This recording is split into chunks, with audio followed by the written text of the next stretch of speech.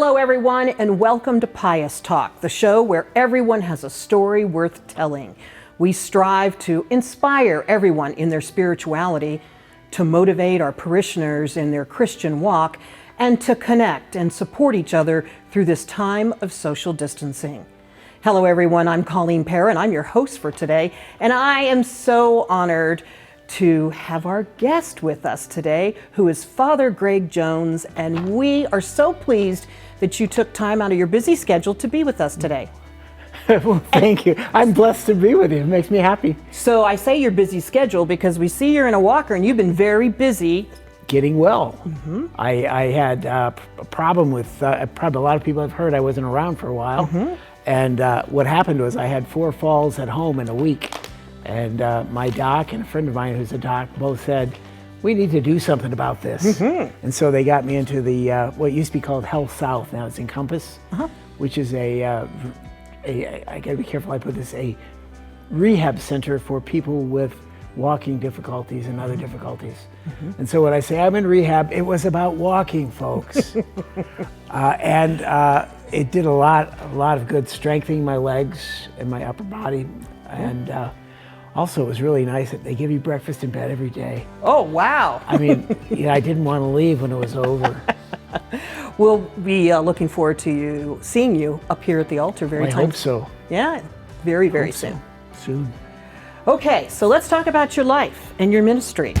You describe your childhood as unusual parents, unusual family, unusual upbringing. Tell me about that. Well, let's see, where do you start? Unusual parents. Yeah. My parents were very unusual. My dad was a psychiatrist, and I don't know if you know it, but they have these weird ideas about how to raise kids. We'll leave it at that. He wasn't around a lot because he was out busy saving the world, and there were lots of kids. We got up to 5 when I was young. A couple more later on, you know. Mm-hmm. But I can just remember my mom was fabulous because she would no matter where in the world they were taking us, she would be there making everything seem normal. She was an incredible woman, incredible woman. So we had unusual parents. What was the next one of those? Unusual family.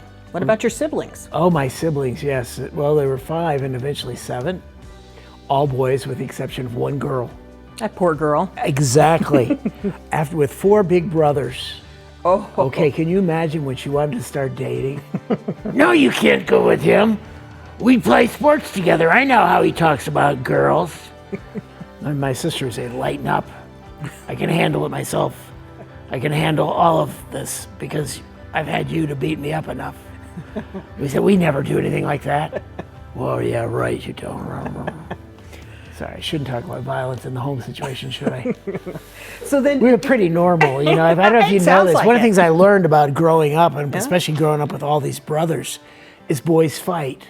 Yeah.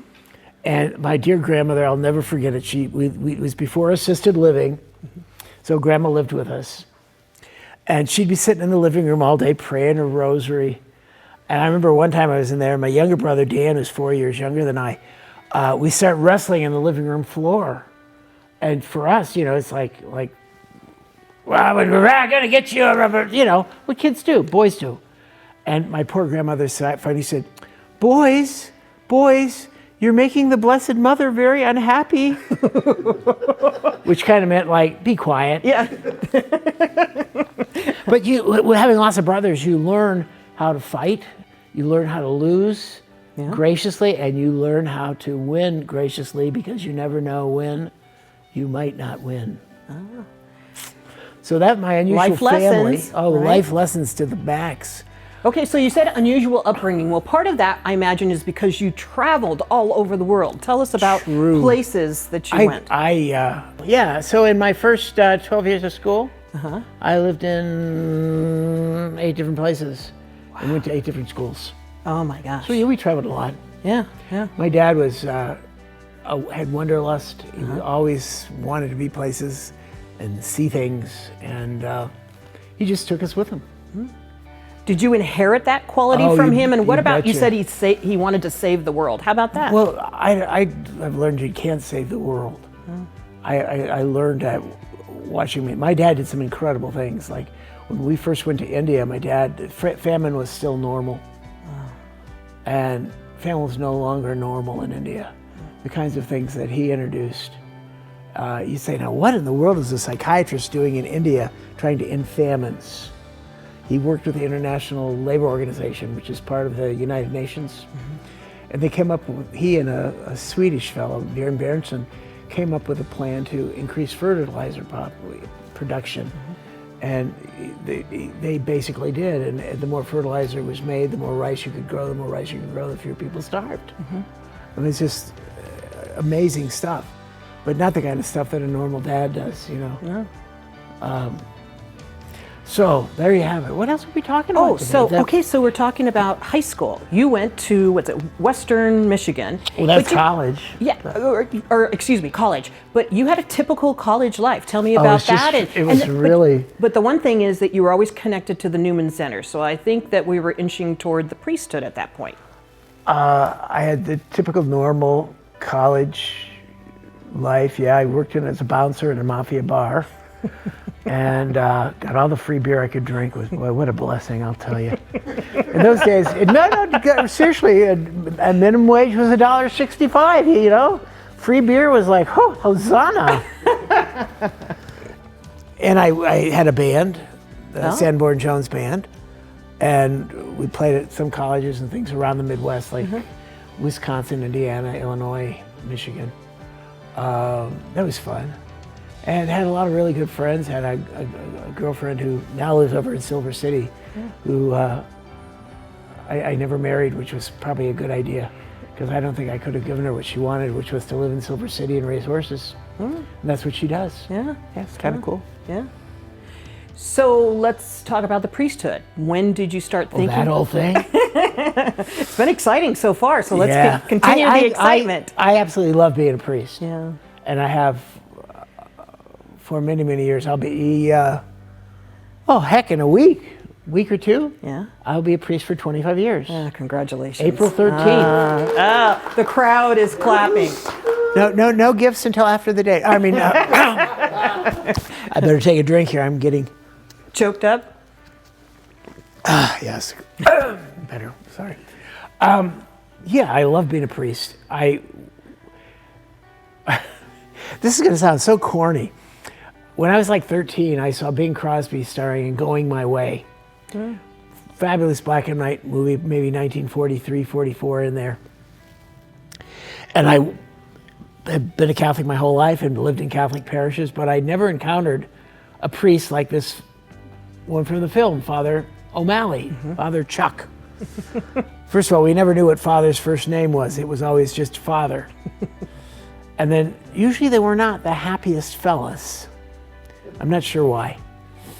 But Father Chuck in the movies, like go play baseball, go to the movies, hang out with kids. Good life, And that made me think way back at age 13 that I'd like to be a priest if I could be like Father Chuck O'Malley. Yeah, the cool priest. The cool priest. Yeah. But, high school caught on with me, and there were, girls and bands and music and beer in high school? Oh, not high school, after. Actually, yeah, I did live in Korea, and the only thing you needed to drink in Korea was to be old enough to stand in front of a bar. Yeah. So beers were 35 cents. My weekly allowance from my dad was $5. So I could get a lot of beers in the bars. And as a 16-year-old, boy, getting into the bars and hanging out with the GIs and all the other stuff, boy, that was very cool. Father Chuck O'Malley was way behind me there. But I went off to Western Michigan University, which is a long story. It's not that long. I was stuck in Chicago. I didn't have any money. I wanted to go to college. So I applied to 6 universities in Michigan. 5 out of 6 said yeah. And so I was in Chicago, and I knew that I had to buy a Greyhound bus ticket. I didn't have much money, and I thought, I will go to the university that's the cheapest bus ticket. And that's how I ended up in Kalamazoo. Little did I know that God's hand was in that. As God's hand is in most things. We don't necessarily see it at the time, but in retrospect you go, oh, wow, he was really working overtime, wasn't he? So there I am. I'm in beautiful Kalamazoo, Michigan, and I encountered the Newman Center. And I met this Franciscan priest, Father Jim, who was almost like Father O'Malley.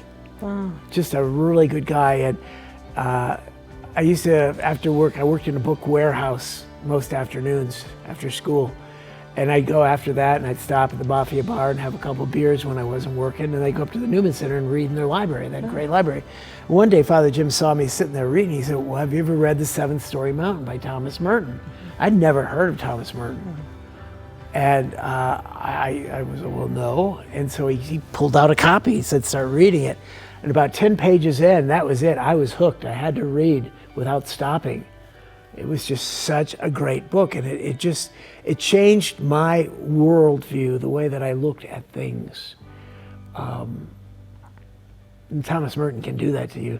Then I started reading all of his other books. The Sign of the Jonah is a great book about what is it like to go into a Cistercian monastery where nobody can talk. How do you communicate? Yeah. You know, and he teaches you as you read that how to be a Cistercian monk. Mm-hmm. Great stuff. Yeah. I know I get excited about Thomas here. I shouldn't. No, that's good. It's good. So in Louisiana and Mississippi, you ministered to the poor in both those states, but you've said that the poor were actually ministering to you. So explain that. Yeah, after college, I went off to Kansas City for a couple of years, and I was with the bishop on a special Christian or Catholic volunteer program for Catholic young people working in the streets. And in college, I'd gotten a specialization in working with the poor for education. Mm-hmm. And so I decided I wanted to join a missionary community. And so I joined the Society of the Divine Word, which is SVD, one of the largest in the church. Mm-hmm. And the first place they sent me was Lafayette, Louisiana, down on the bayou in Cajun country. And it was so funny to me because I had this sense like, gee, I have all these great gifts I'm going to take to these people, and what a great thing for me to do. Mm-hmm. And I wasn't there very long before I realized they were the ones ministering to me. That they would share their lives with me, their stories with me, their ups and their downs, their sorrows and their joys, and the sense of inclusiveness and love that I experienced from people who hardly knew me, who were just coming to know me. Just touched my heart, changed my heart. I felt more like I was ministered to than I ever ministered towards anybody else. Just a wonderful thing. And I went on they moved me from southwest Louisiana to southern Mississippi to a little town called Bay St. Louis. And that continued there, then up into the Delta, northern Mississippi. And I don't know if you've ever seen the movie Cool Hand Luke. Yes. You know, Paul Newman's in the prison where that's supposed to be is called Parchment. And I was working with some sisters in Clarksdale, Mississippi. And they said to me, would you like to go to the prison with me tonight? You know, and I said, well, why? He says, well, we go to the women's prison because they'll be working in the fields all day, but in the evening they like to pray. And so every Wednesday we go there and pray. And I said, well, cool, I'd like to see that. Plus, I kind of figured it would be like Cool Hand Luke. Oh, yeah. Well, it wasn't quite as rugged, but the women had been in the fields for 10 hours. And if you know the Mississippi sun and the Mississippi Delta, high humidity and the sun never stops. And you would think that at the end of 10 hours, you would want nothing more than just crawl into bed and sleep.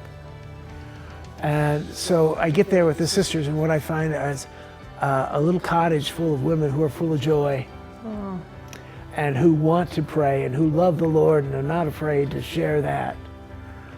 And it just so touched my heart. I never experienced anything quite like it before. And it testified to me that no matter how wrong things go in our life, that every human is good, and there is good in every human. That reminds me that, you know, I feel that you're always full of joy, and I think we'd all agree, all the parishioners at St. Pius. at Mass, you say you should leave church or Mass happier than when you came. Where does that come from? Why do you say that? Not a bad thing, for sure. It's a great feeling walking out. Have you ever gone to Mass and when you left, you felt like, boy, I wish I hadn't bothered? Oh, I'm sorry. That's putting me on the spot, Colleen. I shouldn't do that. No, that's true. That's true. Yeah, it just strikes me that we have this incredible blessing that we gather with a community of other people who love the Lord too. And that ought to be enough to just right there lift our spirits. And then if we have people who are proclaiming the word, who take the word from their heart, not just from their larynx. And that happens at St. Pius. I mean, you come here and some of the lectors here just are electrical. Yeah. I mean, they're just like electrifying. They're just like, wow. And so we've got a community that loves. We've got the word made real, made flesh in front of us. Hopefully we have some good preaching. I've heard Father Harry a few times and it just always touches my heart. And then we have the Eucharist. We have the physical presence of our Lord Jesus. And I mean, you can't top that. Oh. You know, you could bring, what is it, Brad and Jennifer? No, Jennifer's with somebody, Jennifer Garner now, right? Yeah. You could bring all those famous, fabulous people here and it still wouldn't be anything as good as, oh my God, I'm spending time with the Lord. Yeah. How cool is that? Yeah. That good feeling inside. Yeah, and it's like, what is not to be happy about? And then in my life, I spent a lot of times overseas working. I spent 10 years at Food for the Poor. And my job was here in the States to visit parishes every week and raise money to feed kids. And we fed about 2 million kids a day, kids and senior citizens. And then periodically I would be sent to places where the money was going to make sure that it really was where it's supposed to be. And so I'd be in Haiti or Nicaragua or El Salvador, Honduras. The poverty in Honduras is amazing. But I look at those people, and I remember being in Haiti, and I don't speak Creole or Patois, but I was with a Haitian sister, and we're walking along in the mud and all that Haiti is. We come to this lady, and she's hanging clothes on a line, and she's singing. And she's just like, Mon Dieu, donnez-moi votre cœur. And I'm thinking like, wow. She's living in this shack that's made out of scrap wood and some old pieces of metal. She's doing laundry and she's singing too. And I looked on the roof of the house where it's made of, they call it tin, but it's like corrugated metal. And the roofs are made out of it. And there are these chunks of mud that are dry in there. Insulation. No, dinner. And I say to my friend, to Sister Christina, ask her why she's so happy this morning. And the woman just full of love and life, and her face smiles. She says, I'm so happy because I have 2 children and they're healthy. And I'm thinking like, this is a woman who's going to be feeding her kids mud cakes for dinner because there's no other food here. This is a woman who takes pride in who she is so that the clothes of her kids are clean. She doesn't have much, but she can at least put them in clean clothes. And this is a woman who loves her kids so much that just the thought of them makes her burst out in a smile. And I'm thinking, when I look at that kind of person and I look at why I should leave church happy, frankly, I should leave most every place happy because our life here in North America is so different than that. You know, another Sister Christina in Guatemala, her job, she goes out by the roadside and picks up abandoned babies. There's no food and there's no way parents can care for the kids, and so they leave the kids in the hope somebody will find them. Along comes Sister Christina, and I will never forget one baby she had that was 2 years old, still just weighed 7 pounds. It's impossible, I know. His name was Lester. And Lester's parents brought him to her because they had taken Lester to the clinic, and the nurse at the clinic, a public clinic, had said, oh, just take him home and let him die. There's no way he can be saved. And sorry, I get pretty, but Christina, God, what a woman. She heard about it and she went and she found the parents and she said, we're not gonna let him die. Bring him to my house, I'll take care of him. And she loved that child. The last time I saw a picture of Lester, he weighed 60 pounds. Okay? He was just this wonderful little kid running around, getting into trouble, being a little kid. And I saw a living miracle. And so many places in the developing world where I went with the church and taking care of people, I saw living miracles. Sure, I met a lot of parents who were burying their kids, and that was heartbreaking.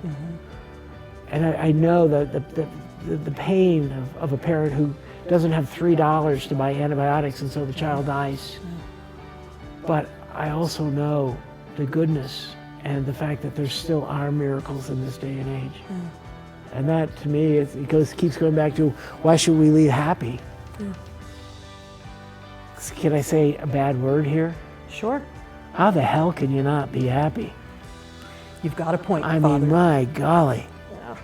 Life in America is so darn good. So, Father Greg, I can't thank you enough for sharing today, and I've learned so much about your life, and I know all of us have in the audience, and you had a pretty remarkable life, and it's still continuing on. Congratulations on 25 years of being a priest. Thank you. I appreciate that very much, and I appreciate being invited to sit and chat with you, and I appreciate you having to listen to me go on and on. Not a problem. Not always the easiest thing, I would think. Oh, my pleasure. Thank you. And thank all of you for joining us today. And we're really so glad that you're here and you're joining us every week. If you liked what you heard, now press that like button below and share your comments and your stories. And we always want to hear from you, so don't hesitate, just reach out. And don't forget to subscribe to our channel so you can get the updates about all sorts of events that we're having. And then tune in next week as well. And also, everyone be safe and be happy. See you next week.